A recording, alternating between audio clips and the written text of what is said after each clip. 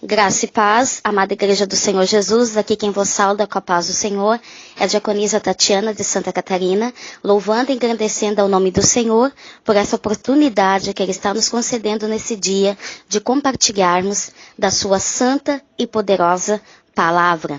Lembre-se, a Bíblia é a vida na vida da gente. Dizem que foi no dia 7 de setembro de 1822, o príncipe Dom Pedro gritou: independência ou morte, às margens do Riacho Ipiranga, no que é atualmente em São Paulo. A liberdade é uma das condições de vida mais preciosas para o homem. É uma das poucas virtudes pelas quais ele estará disposto a dar a sua vida. Homens têm dado, em várias revoluções e revoltas, ao longo da história, a sua vida para conquistar ou defender a sua liberdade e a dos seus familiares e compatriotas. Pensando nisso, e nesta data, 7 de setembro, tão significante na história do Brasil, vamos refletir um pouco sobre a liberdade e a escravidão na história de dois homens. Nesta história, um dos homens parecia livre, mas não era. Ele vivia a pior forma de escravatura. A pessoa que era livre e não enxergava as cadeias que o amarravam. O outro homem era livre, tinha total liberdade, mas não sabia, consequentemente, que ele também vivia na escravatura. Os dois homens eram irmãos, filho do mesmo pai, eram criados na mesma casa, mas eram estranhos um para o outro e ambos para o seu pai.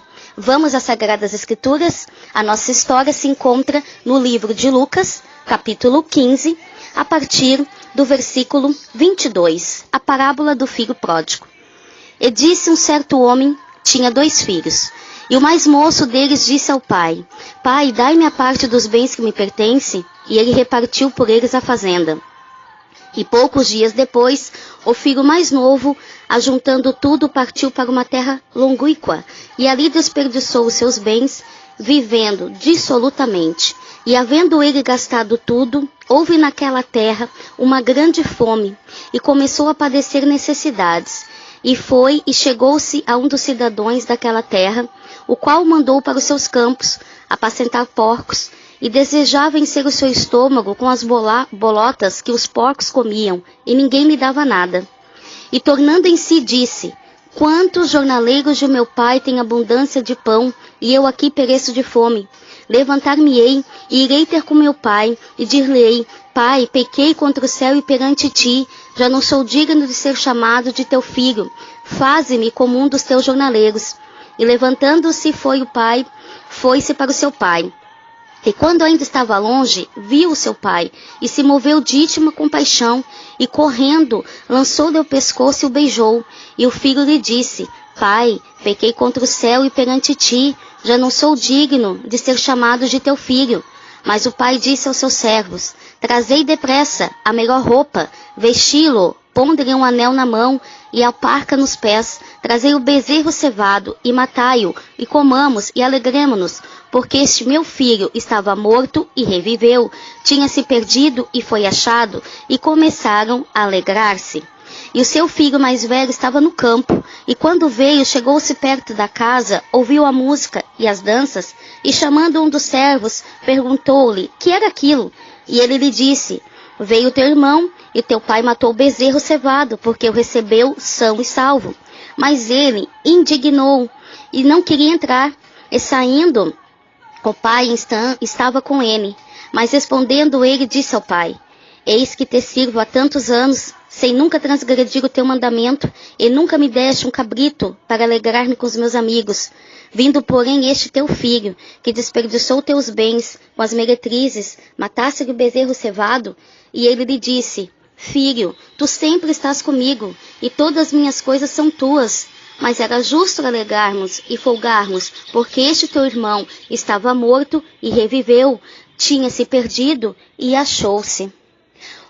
O personagem da nossa história, o filho pródigo, queria e sonhava com a sua tão sonhada liberdade.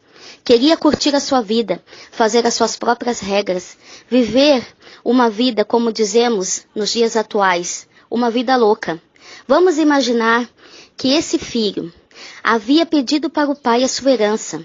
Ele havia pedido a sua liberdade. E finalmente o pai entregou a sua herança, a sua liberdade. E ele sonhava com grandes festas, ir para show, sair de casa, um bocado de coisas que a liberdade iria lhe promover. Mas observando seu estilo de vida, percebemos que não foi bem assim que aconteceu. Ele era um escravo absoluto dos seus desejos. Quem determina para você fazer as suas escolhas? A sua liberdade? Pensamos que nós, igreja, somos livres. Pensamos que somos totalmente libertos. Você já conheceu alguém viciado em alguma coisa? Você conheceu alguém que é viciado em cigarro, bebida, drogas, pornografia, compras, futebol, novela, comida, conflitos, dinheiro, músicas novas, inteiro o aparelho eletrônico mais moderno, consumismo? E você mesmo é que está fazendo essas escolhas. Nós fazemos essas escolhas. Ou será que você não é um escravo dos seus hábitos? Será que você não está viciado, escravo da propaganda, das decisões e preferências dos seus amigos? Talvez o seu prazer só vem daquilo que alguém, em algum lugar, de algum jeito, lhe convenceu que traz a verdadeira felicidade e realização. E as suas decisões, no final, não são suas, e sim dos outros.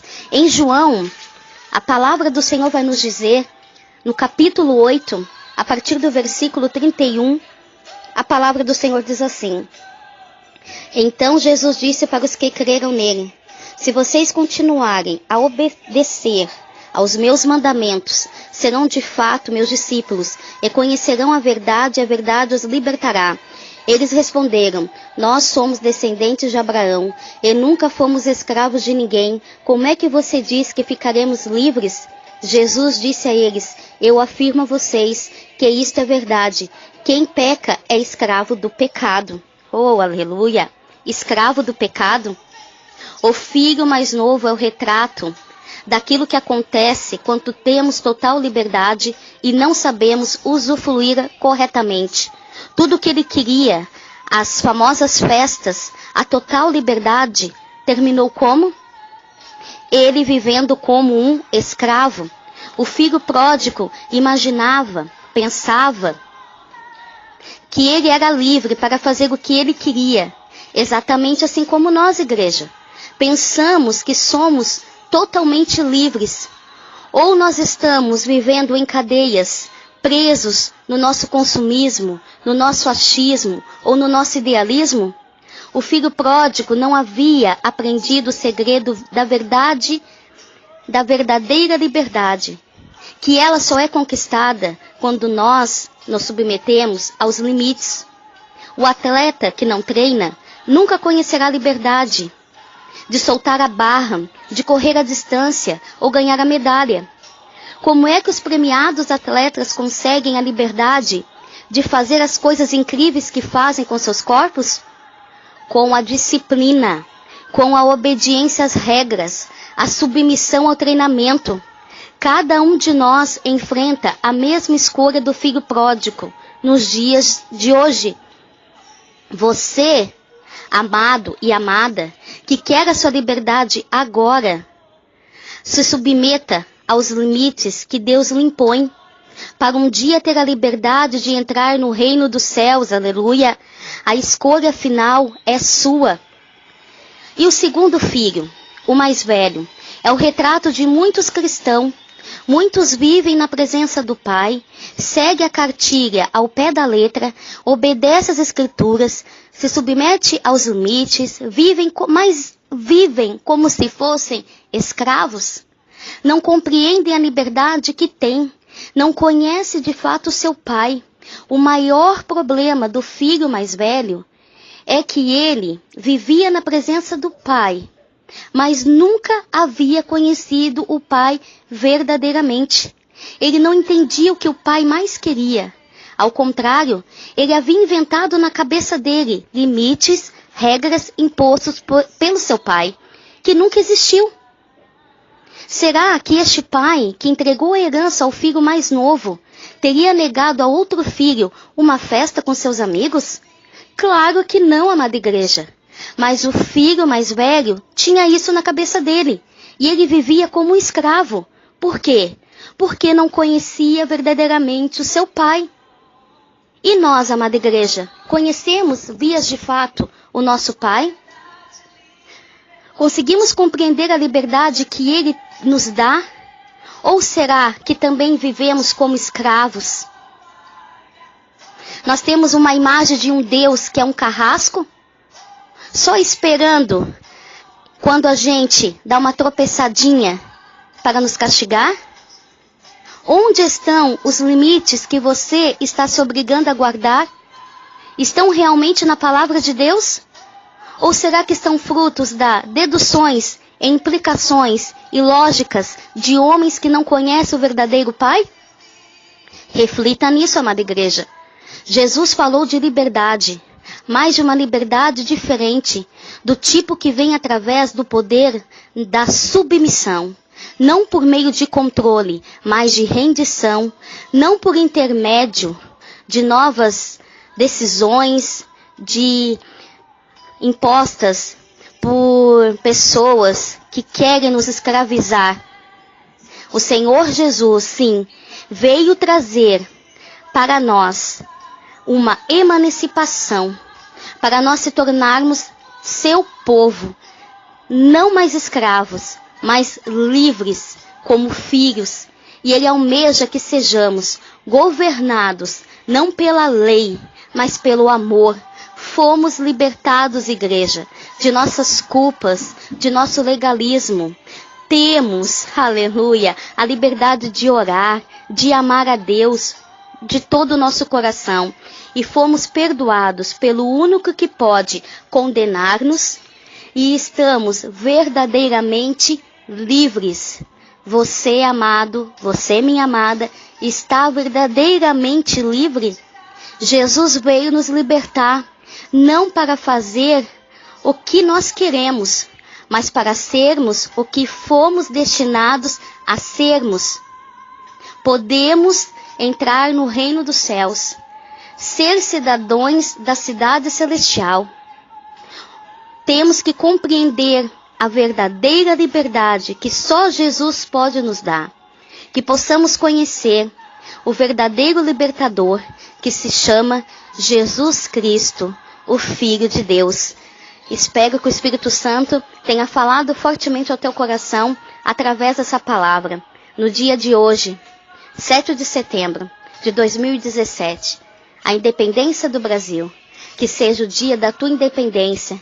Que as cadeias que estão te cercando, em nome de Jesus, caiam por terra. E você seja livre para tomar as melhores decisões, para fazer as melhores escolhas. E não voltar a ser escravo. Não voltar a viver uma vida de escravidão. Mas uma vida liberta de um verdadeiro filho e filha de Deus. Que Deus abençoe a todos. Fiquem na paz de Cristo.